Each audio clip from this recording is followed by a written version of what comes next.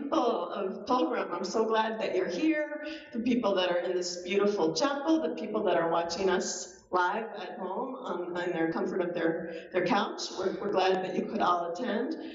As many of you know, this is our 150th anniversary at Pilgrim Church, and for 150 years we have been working with immigrants and refugees. And as the Bible tells us, to love our neighbor as ourselves, and Pilgrims have been doing that for 150 years. And more recently, we have been working with Refugee One for the past couple of years, helping to settle families into the Chicagoland area. And I would like to introduce our guest speakers today, Kelli Wendt Girgis. I'm so sorry. And Braden. Specht, I'm so sorry. And we're so glad that you're here. Thanks for having us.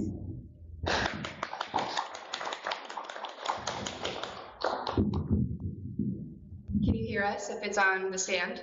Yes. Great. Okay, thanks for having us.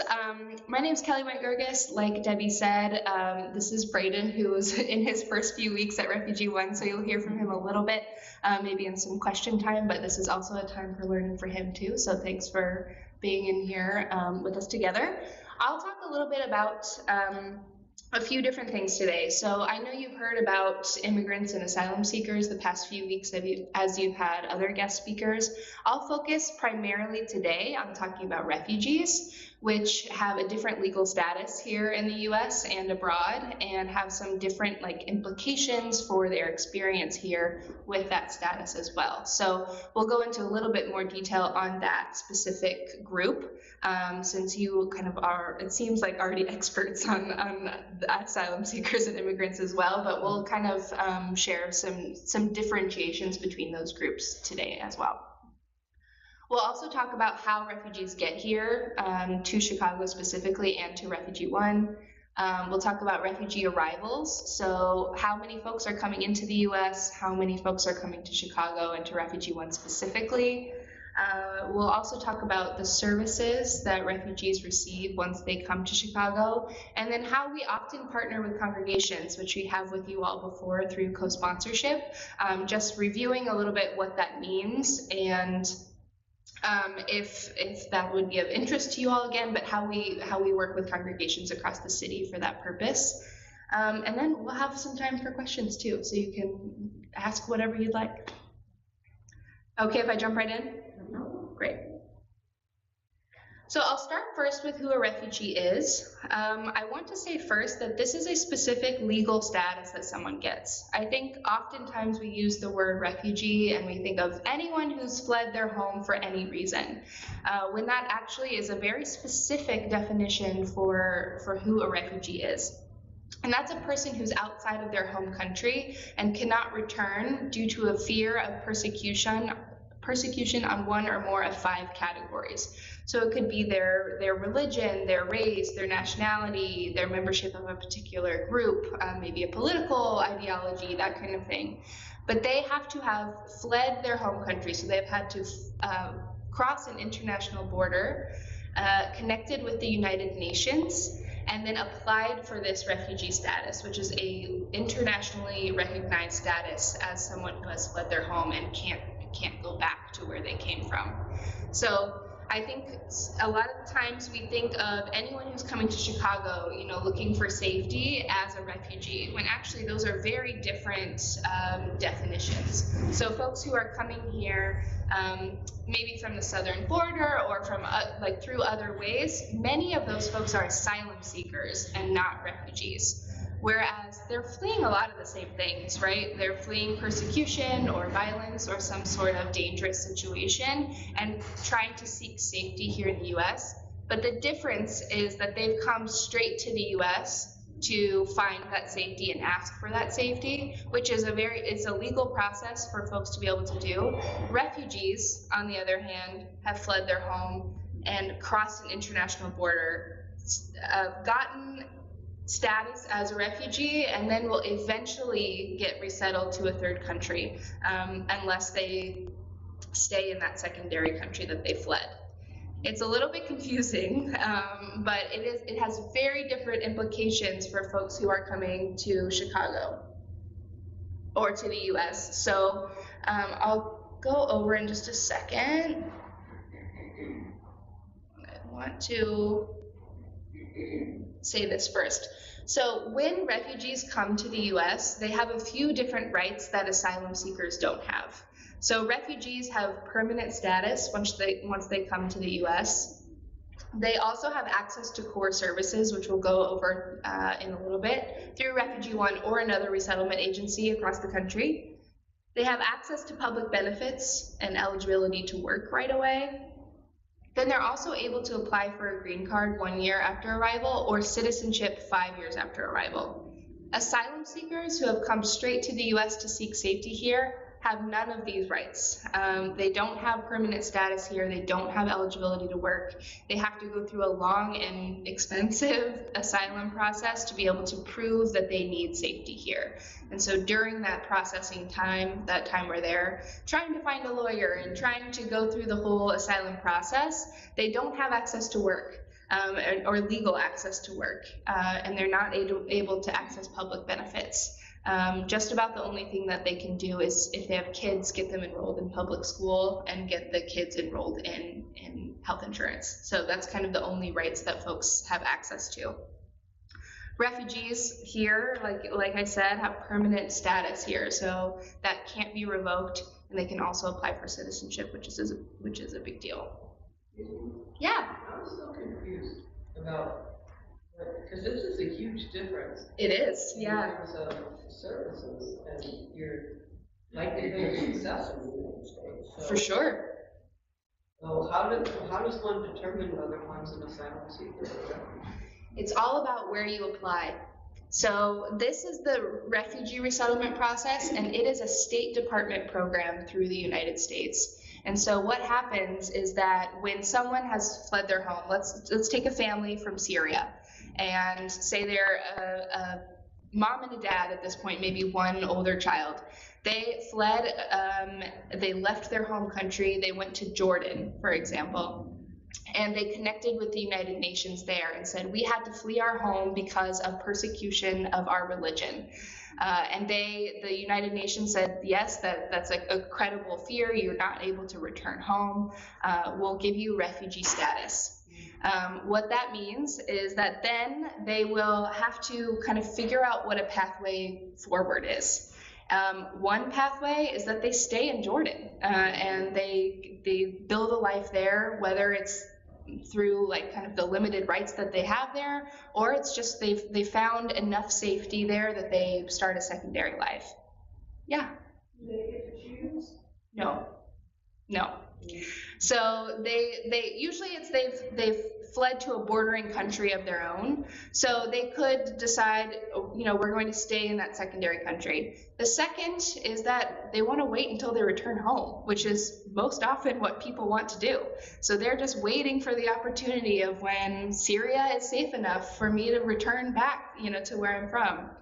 The third is resettlement in a country like the US. There are resettlement programs across the world, I believe in about 70 countries last time I checked, but the United States has its own specific process. And so I'd say less than 1% of the world's actual refugees, so those with refugee status, get slotted for resettlement in a third country. So it is like the smallest proportion of millions and millions of refugees worldwide.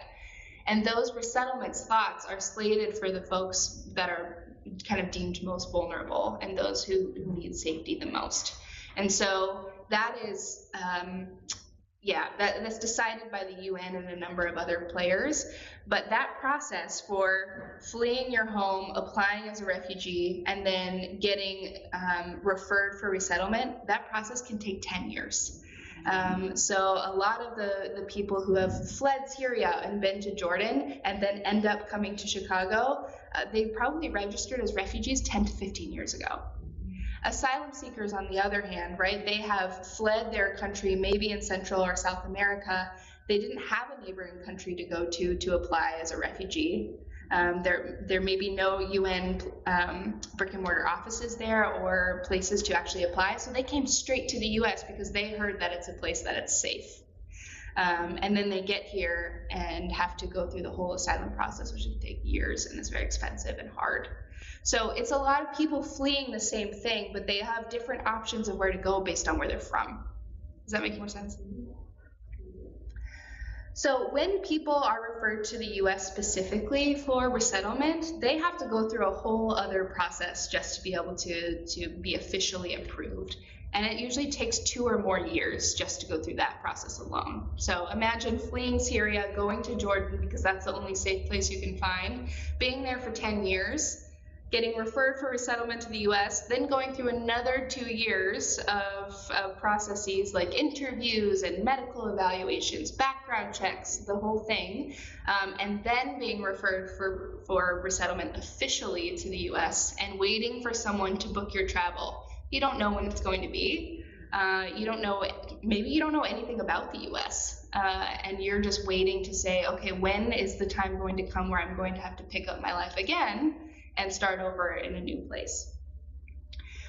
Most people don't get to choose where they go to get resettled. You get to list the top three countries that you'd like to be resettled in, and list folks that you know there. Maybe your family has been resettled there, or you have friends or something that live in the US. You get to list those people on your paperwork. And then it gets assigned out from there, but you don't have 100% control over where you're going, especially within the US even. You could go to the US and say, get placed in Sacramento, but your friends are in Philadelphia. So it's a real lack of control that people have from the very beginning, which is kind of sobering to remember. Once folks are approved for resettlement to the US, then there's kind of a lengthy process that goes through the State Department. But basically, there are 10 national resettlement agencies that then have dozens of local affiliates across the US. And so those cases go from the State Department to one of those 10 national agencies, and then they get assigned to different affiliates.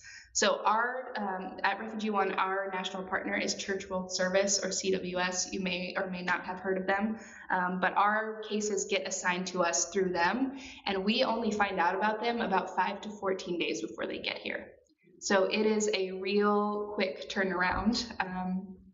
Braden and I will actually be at the airport tomorrow morning welcoming a Congolese family of 5 who we just heard about last week that was coming. And we called the co-sponsor team and said, are you guys ready to go?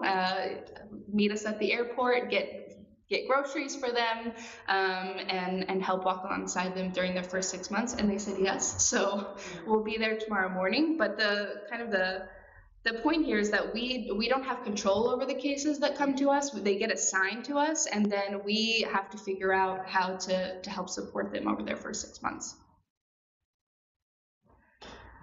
So I know there was a question too before when we were talking about me coming to present of what do people know about the US before they come here? And often it's not a lot. There's a brief orientation that folks go through when they're overseas. And being resettled to the US. It is maybe a few hours long, maybe a couple of days. But if you can put yourself in that position of knowing that you're about to start a brand new life in a different place, you're not in the mindset to be able to soak in a lot of practical information. So even if it is a few days long, I bet kind of the amount of information that you're actually internalizing is pretty low. There is that brief cultural orientation though, and some knowledge that folks have comes through their friends or their family maybe that have been resettled in the US. A lot of it comes from YouTube or movies. And so when they get here, there's a lot of surprise or unmet expectations, right, about the US not being like the movies.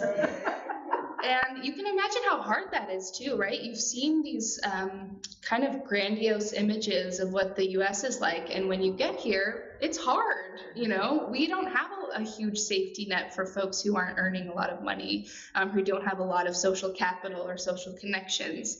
And so when you get here and realize, oh, I have to work really hard to get what I need, and even when I work hard, I might not get what I need. That's kind of a sobering reality that a lot of families go through when they get here. And so it kind of it helps us know exactly how to talk about the US, but also knowing that every family who comes has had a different background. They've been exposed to different movies or different YouTube videos or different friends and family. And so some folks have more accurate information than others, and we don't know until they get here. Yeah. Do you know when refugee applicants are ranking their countries they'd like to be placed in? Is the U.S. typically at the top, or do people want to come here, or do they not? I don't know the statistics on that, but I do know if they have friends or family here already, then it's one of the top places that they list. There are a number of other countries that have resettlement programs, like Australia and Norway and Germany and a few other places. And if they have lots of family who went to one of those places, they obviously put that. But good question. I'm not sure. Yeah. I'm curious on that same sort of topic there. If the languages that they already know plays a factor in where they might be placed, and do they have time or incentive to prepare for that in that 10-year period? I mean, you could learn a lot of English in 10 years if they knew they were coming to an English-speaking country. Yeah, not necessarily. I wish it was that proactive, but it's not. A lot of folks continue to speak their home language where they go. Some end up learning the language of the secondary country that they went to. So, for example, Rohingya refugees from Myanmar or Burma often flee to Malaysia. And so they end up learning Malay instead and have, use that to get through their everyday life there. And so aren't necessarily focused on what's the next country. I need to learn another language like English in case I go to the US. But I would love it if it was that proactive. Yeah, Sally. Repeat the questions. Sorry. Yes. Yes. So he was asking if folks could get kind of a heads up on where they're going.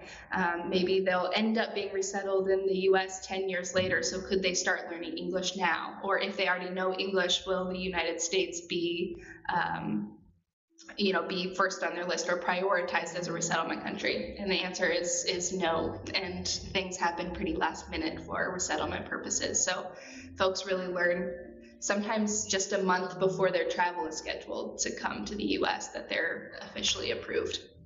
So it's last minute. Yeah. Something I want to point out is that the refugees learn a little bit about the US. They learn that an agency will help support them and help them get the kids get enrolled in school and the parents to find a job. They don't get a lot of specifics other than that. So they don't know who Refugee One is. They don't know what resettlement agencies are. They have no idea what all U.S. life entails. All of that is brand new information to them when they arrive. So Refugee One and its staff are strangers to them, as are volunteers. It's a totally new landscape to learn, and you can imagine trying to parse that out as a newcomer of like, I met 100 new people this week, and now I'm trying to figure out who goes with what and who helps me with what. It's a lot to learn, and it takes usually a few months or a few weeks to a few months to really kind of get that organized in their minds. So they're taking in a lot of information about people and places and U.S. culture, and it's a lot to learn.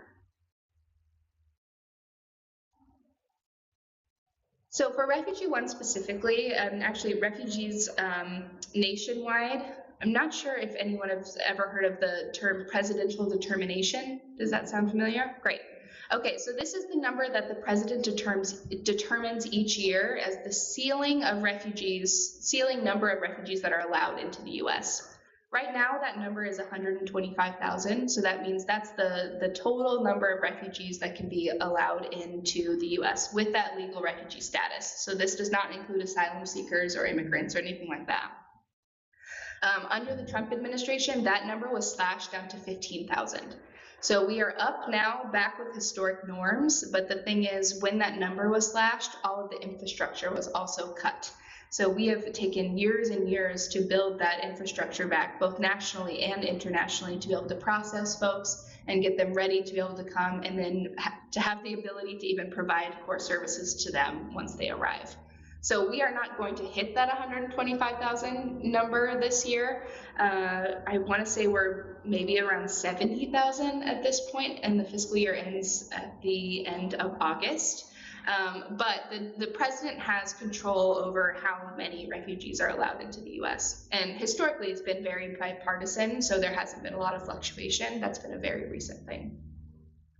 For Refugee One specifically, we've seen an increase in arrivals as well as this infrastructure has been being rebuilt. So in fiscal year 23, we had 343 refugees that we welcomed.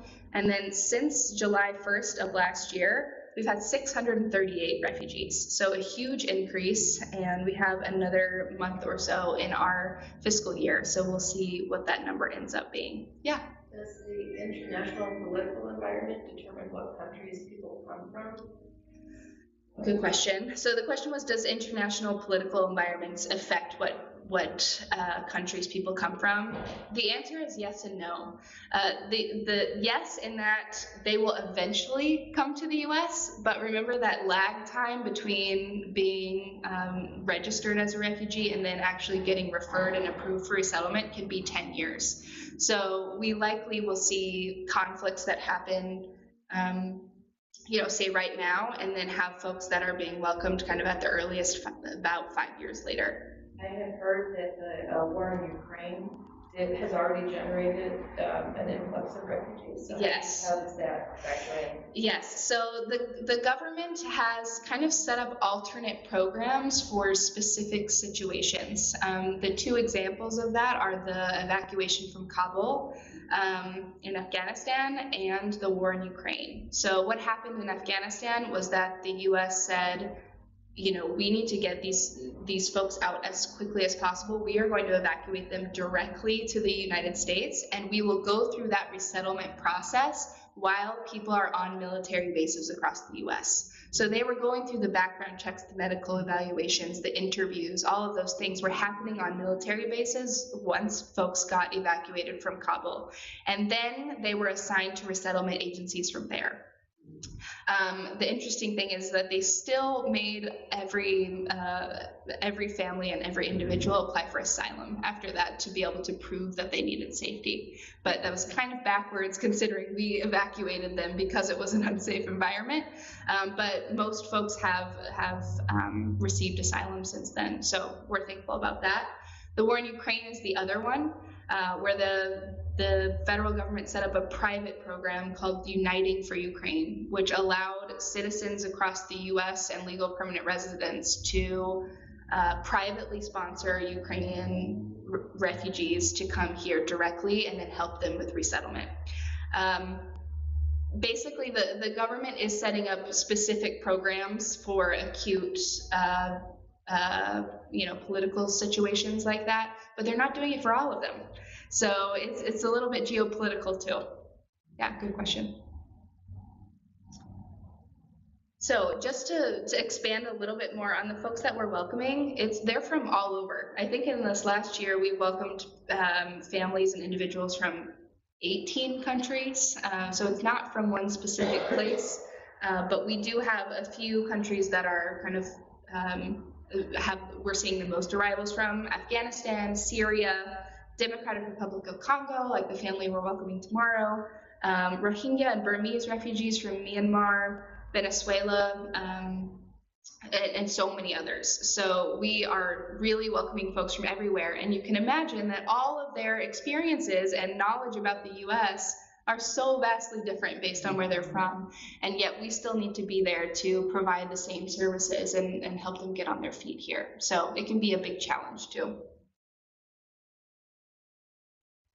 Once folks get here, they are entitled to what's called core services. And core services are dictated by the State Department. So the resettlement program, again, sits within the State Department of the federal government. And there are a few different things that refugees are entitled to. So it's help with finding housing. It is getting enrolled in school. It's things like having initial medical appointments to make sure that their health concerns are followed up on. It's making sure they get enrolled in English classes to make sure they're, learning the language if they can, finding employment for employable adults, And then also taking part in cultural orientation. So learning a little bit about rights and responsibilities in the U.S. What's U.S. culture like? What is even like kind of managing money look like here? All of these things that kind of seem a little bit of the norm to us, they're very different from country to country. And so everyone is entitled to and actually required to take part in cultural orientation once they arrive. So Refugee One helps with all of these things. We help folks find an apartment. We pay for their first few months of rent and utilities.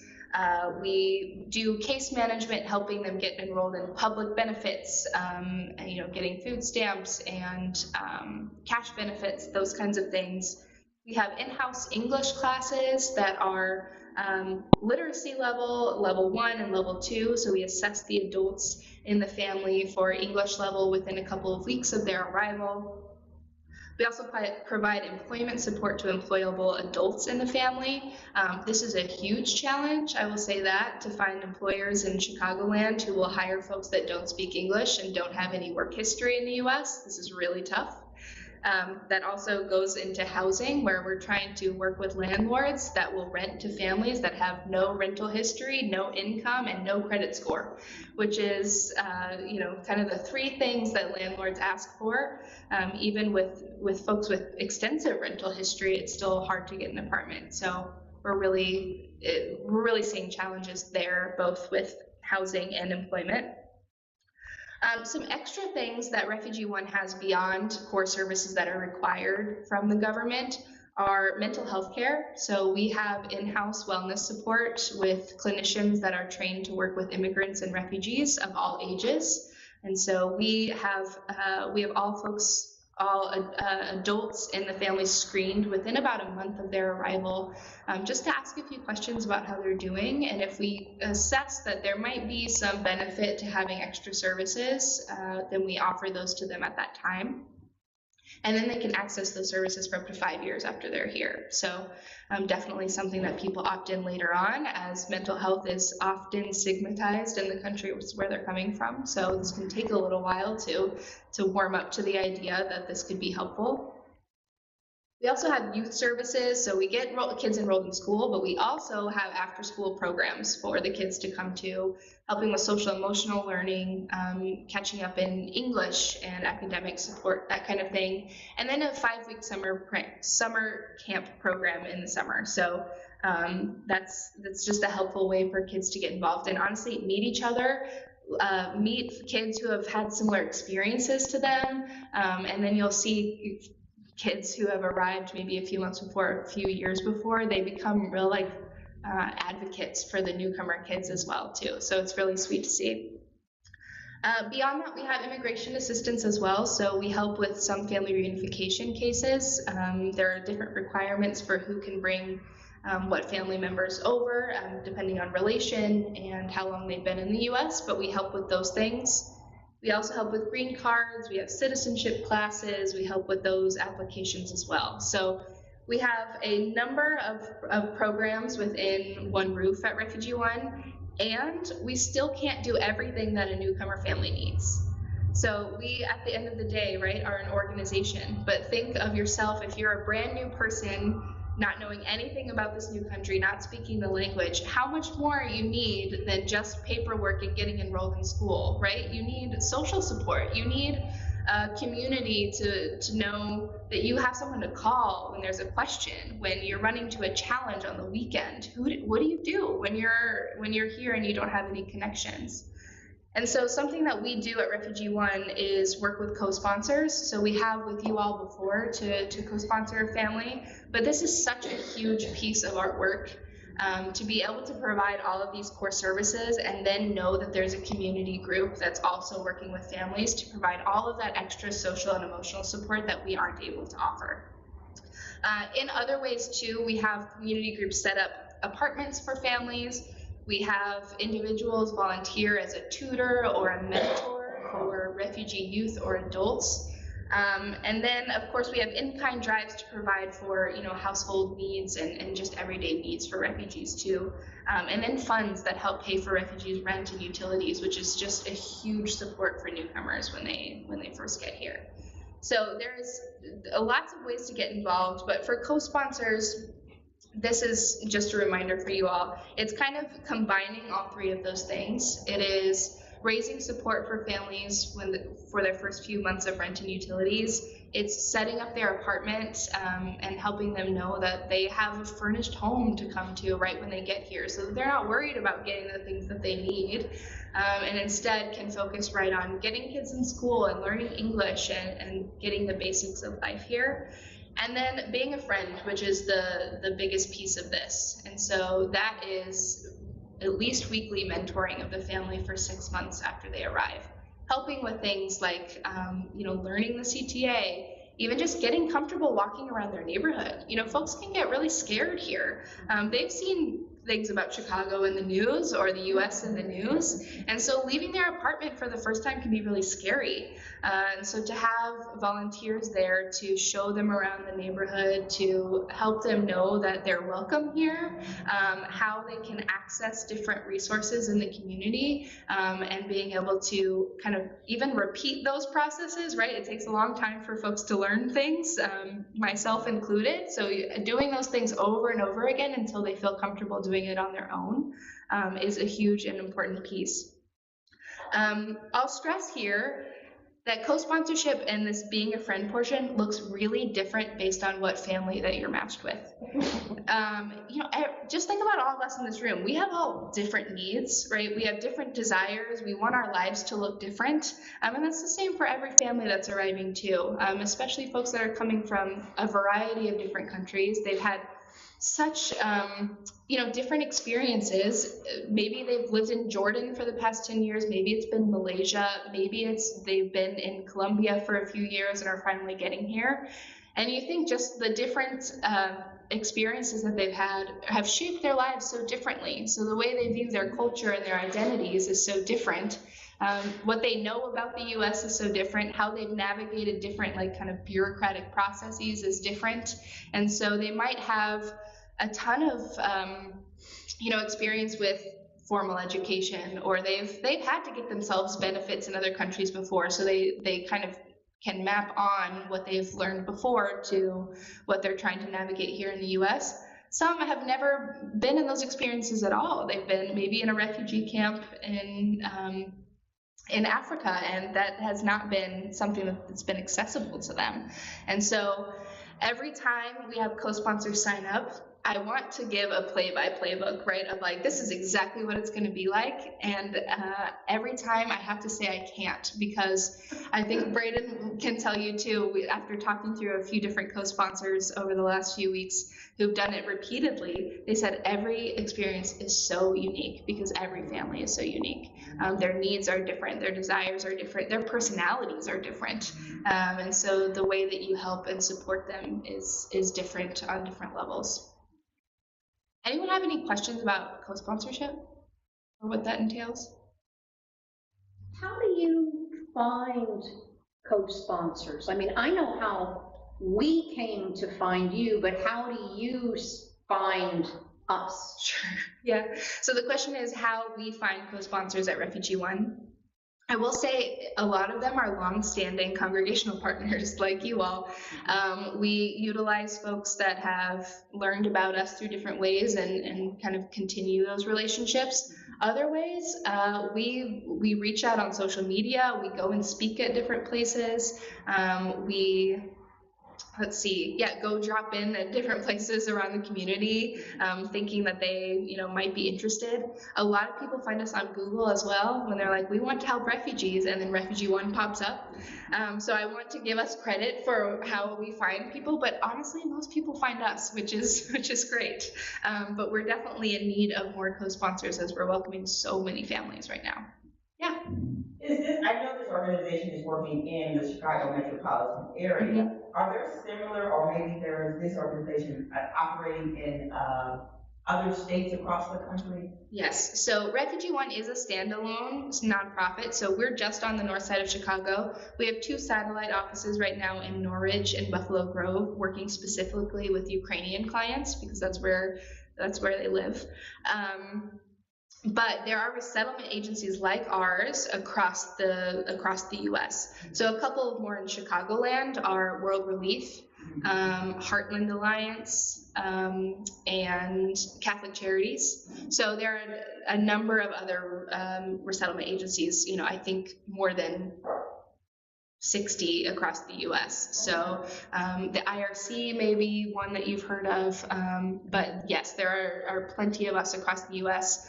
However, they all kind of provide a different level of programs and services. Yeah, so the core services, they're required to provide or at least be connected to other organizations that can provide those things. But Refugee One has been very blessed to be able to expand those services in the past few years. We've just had the support to be able to say, okay, we have need for mental health services, so we're going to build it in-house. We have a need for a dental clinic, so we've been able to build one out. Yeah, good question. Any others? I've got one for you.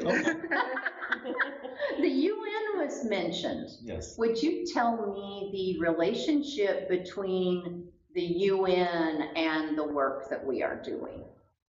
I feel like maybe in sort of an umbrella formation, I feel like the UN is near the top where it trickles down to the other 10 agencies, such as CWS, which we're affiliated with, and then there's another third tier where there's smaller like local agencies like Refugee One beneath those. So I think that's as an international body. Many other players involved. We are at the bottom of the ladder in the U.S. So we're that very bottom tier when folks finally get assigned to us. It's either to Refugee One or a number of those agencies across the U.S. like you asked about.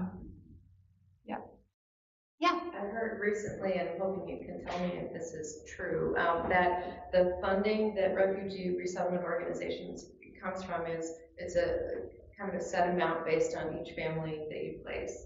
And so looking at the numbers, like what the volume was before the Trump administration and then the dramatic cut, like that's directly to your funding. And so the rebuilding back is really extraordinary, but most of your team had to go away. Like most of and it's not just, you don't only incur, you don't just do the work when the family gets here, you do the work before, years before the family gets here. So I just want to ask if you could comment on that. Sure. Yeah, the question was about funding per refugee that comes in, since that's how resettlement agencies are set up and what that means for when there's fluctuating arrivals. So you're right that there's about $1,000 that's given to resettlement agencies per refugee that they resettle. That doesn't go very far when you think about the work that goes into resettling folks and just the fact that rent is due day one, right? It's rent, it's move-in fees, it's security deposits. Basically, the money has gone before families even get here. And so when the Trump administration slashed those numbers, we had to be very creative with our funding and funding sources to source that from private foundations and individuals to be able to keep that, to keep as many team members as we could, and then expand our programming in-house. And I say too, our supporters were so invested in the idea of continuing to support the families that we already welcomed, so they were able to give in a way that helped us keep a lot of team members during that time, and then expand our programming for families during, COVID was that time too, of, getting them essentials and things that they needed, especially because a lot of the refugees were working in places like hospitality and travel and things like that. And so we were able to source funding from a number of different places to keep us afloat during that time. And now, even when we have this number of arrivals, right, it's still the same amount per refugee, and it's still the same amount of work, if not more, to be able to support them in their first few months, if not first few years. And so we have had to do the same thing, is go to foundations and individuals, other government grants outside of the federal government's resettlement program, to be able to supplement that funding and make sure that we have enough. I will say one huge cost right now is housing. we are just spending tons and tons of money each month on rent for families, and we're not going to let anyone get evicted or go houseless. And so we extend rental support and give rental support when it's needed, and that's a huge line item expense right now that we're trying to figure out where to source funding from, because a lot of funders have a little bit more strict rules, on where funding can come from or where it can go. And so that's a big one we're trying to figure out right now. But that fluctuation, it's real and it hurts. But we really try to proactively think about where we're going to source that extra funding from. Yeah. You were saying early in your presentation that the refugees are given the permission to work as soon as they get their Social Security card. Correct. And then they have to apply for the green card. What is the distinction? What are they enabled to do with the green card that they cannot do with that earlier permission from the Social Security? Great question. Yeah, so the question is whether applying for a green card is necessary, I think, or has any different benefits than just keeping their status when they arrive. Applying for the green card 1 year after arrival allows them to then apply for citizenship after 5 years of arrival. So it's kind of a stepping stone in that direction. Folks are able to work right when they get here, when they get their Social Security card. Employers always ask for that because of Social Security taxes and things like that, so they need that on file. But getting a green card 1 year after arrival does put folks on the pathway to citizenship, which most people choose to go down, and is just a benefit of being through the resettlement system. Does that make sense? Does it take a year or some length of time between the two cards? Yes, so green card is 1 year after arrival, and citizenship is 5 years after arrival. Citizenship is hard, though. You have to have proficient English, and you have to take a test that's really difficult, and one that a lot of Americans, like US-born Americans, wouldn't pass. So we have citizenship classes in-house, and even sometimes the citizenship instructor sits near our desks, and I hear her practicing questions with students. And sometimes I don't know the answers to them. It's very humbling. But when folks are coming to those classes and taking those tests, they know a lot about U.S. history and the U.S. Constitution and all sorts of things. But it's not an easy process. It's quite difficult. So many kudos to newcomers who's able to go through that process. Yeah. Do children have different status, different rights than the parents? No. So the question is if children have different rights than the parents, and the answer is no. They all have legal status, permanent status. Children get citizenship. Yes, the children can get citizenship through their parents. No, their parents. Okay. Through their parents. Yep. Yeah. This is a question for Brayden. Sure. I was wondering, what's your favorite thing about your job?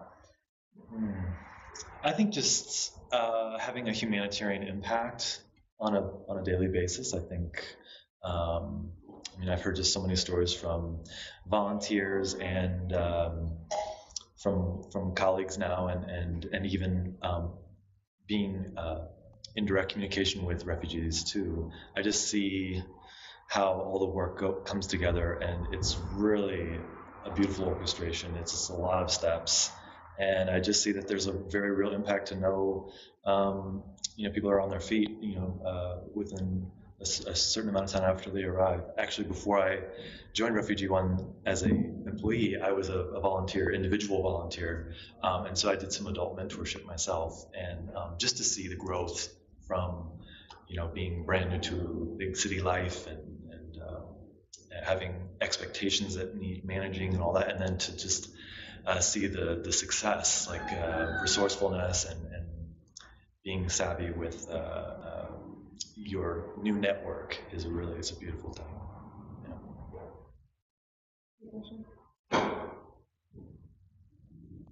Any last questions from folks? Yes. Yeah, a couple of actually, I have two questions, but I'll ask some more important one, I think. What is their access to medical care. In other words, do they have to go through traditional insurance, or are they have access to Medicare? Yes, so the question is if refugees have access to medical care here. And the answer is they get enrolled in Medicaid as soon as they arrive. So they're able to access health insurance and have their medical needs met right away. There is a clinic that we work with in Logan Square called Antilles.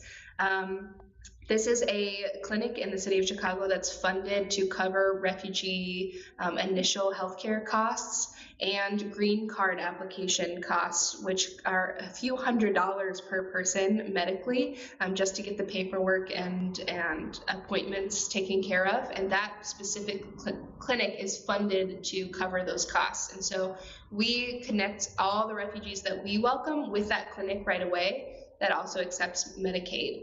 And so, but also folks can go to the emergency room and get that covered as well if there's emergencies.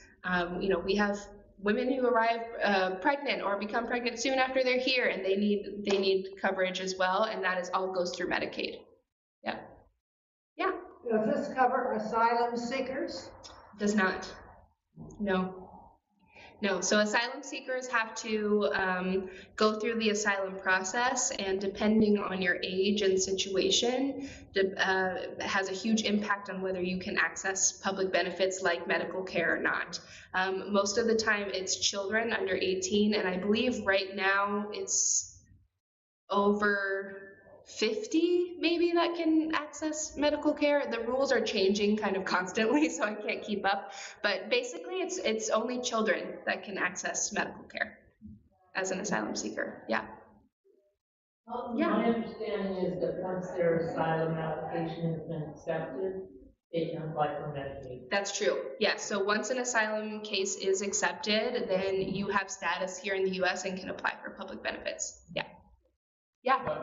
My other question was, kind of goes back to the very beginning of what qualifies as a reason to seek refugee status, and religion, persecution, that kind of thing. Yep. I did not notice if there is the status of sexuality or gender. That is one as well. Yeah, so that's membership of a particular group or something like that. So yes, that does count. Yes. So it's to become a refugee. They're looking for fear of persecution or experience of persecution that makes you not be able to return to your home country. And so that's based on, it could be sexuality, it could be orientation, it could be your political beliefs, it could be it could be being a woman, it could be it could be all sorts of things that make you have fear of persecution depending on where you're from. Yeah, good question. Well, I want to thank Braden and Kelli for a wonderful morning, and very, very thoughtful and lots of information we got. And let's give them all a round of applause.